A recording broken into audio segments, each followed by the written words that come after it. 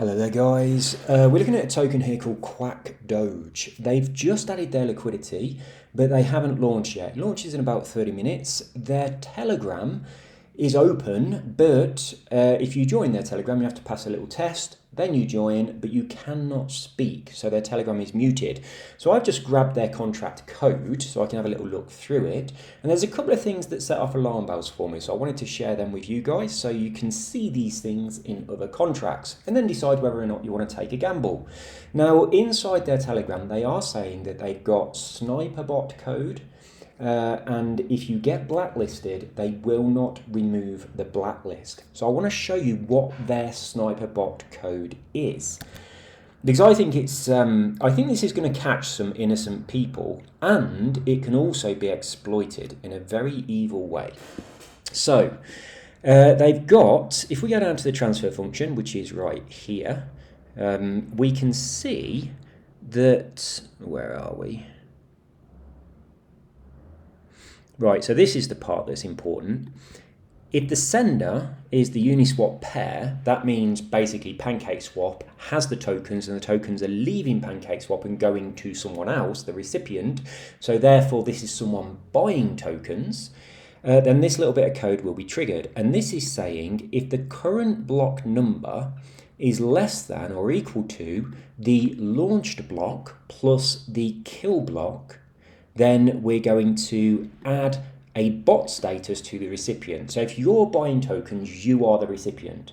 And if the current block number when you buy these tokens is less than this combination, you are going to get tagged as a bot, which means you've just bought tokens and you're not going to be able to sell them. So you're going to be trapped with your tokens and you won't be able to get your money back. So the couple of things that we need to find out is, where do they set the launched block?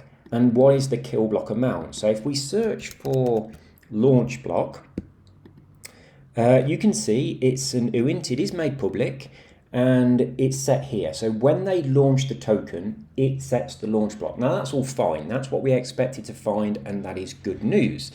The kill block, let's have a look at where they're setting that. So we can see that in the contract, the kill block is set to 5. Now, I think this is a little bit too low. One block on Binance takes around about 3 seconds. So when they launch their token, there's going to be 5 blocks. That's about 15 seconds, give or take, where if you buy within that time, you are going to get caught by this sniper detection code. So if you're sitting there waiting to buy the token and they add liquidity and they say we're launching in 5, 4, 3, 2, 1, and you're on PancakeSwap ready to buy completely innocently, you've not inflated your gas, you're not using a bot or anything else, if your transaction goes through within 15 seconds, it's going to be in those first 5 blocks. You will then get tagged as a bot, and I believe you won't be able to sell your tokens. I haven't checked that yet, so let's have a look at that.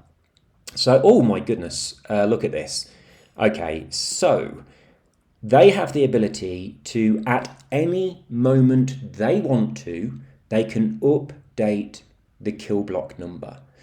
So this means they could add any number they want into here, and that number, it's an UINT, which means it's an UINT 256, which can be a ridiculously large number, so they can put anything they want, which means that if they update this at any point in the future, they can then say the token launched on block number, who knows, 10. Obviously it's not going to be 10, but just for the sake of this. And then there's a block every 3 seconds. If they update this to 999999999, then whenever you buy, you're going to be tagged as a bot. So this function can be used so that anyone buying tokens, their BNB goes into the pot, they get the tokens, then they're flagged as a bot user. And I assume, although I've not checked it yet and I'm about to, that means they are no longer allowed to sell their tokens. So where are they tagging people? So they're saying add bot. So let's have a look at that. So we'll get to the add bot function. Address recipient, eternal. Right, it's called is anti-whaled. So there we go. So that's what we're looking for. And I assume that is anti-whaled means that you cannot sell. I'm guessing it's not a restriction. I'm guessing it's just an absolute ban, like a blacklist. They also have the ability to manually add people to is anti-whaled as well, and also to remove them. So they can remove people. They could put true or false in here, and it would either tag your wallet as anti-whaled or remove the tag. So transfer function require that the recipient is not anti-whaled and the sender is not anti-whaled. So on this contract, if you buy tokens within 15 seconds of launch, completely genuinely, using no bots and not inflating your gas, you will get tagged as a bot and you will become true on the anti-whaled status. This means that you cannot buy any more tokens, you also can't sell your tokens, and you also won't be able to move them around. So you can't send them to another wallet or anything like that either. You're basically blacklisted. Also, at any point in time, the owner of this contract could change the number which represents the block that we're waiting for after launch in order to say, if you buy at this stage, you're not a bot. So they can update that at any time. So this is a contract. I don't know whether that was done intentionally or whether that's something that's been put in there without them realizing how easy it could be for that to be manipulated in order to be able to get people to buy tokens and never be able to sell them. So I was looking at this one. I was tempted to chuck some money on it, but because of those things, I am definitely not buying this. I will keep an eye on it. I expect that it's probably a scam because of that function where they can change what did they call it? Kill block, something like that, wasn't it? Let's jump down the code a little bit. Where is it? I'm sure they called it kill block. Well, they'd set it to 5, so let's say equals 5. Yes, it is. It's kill block.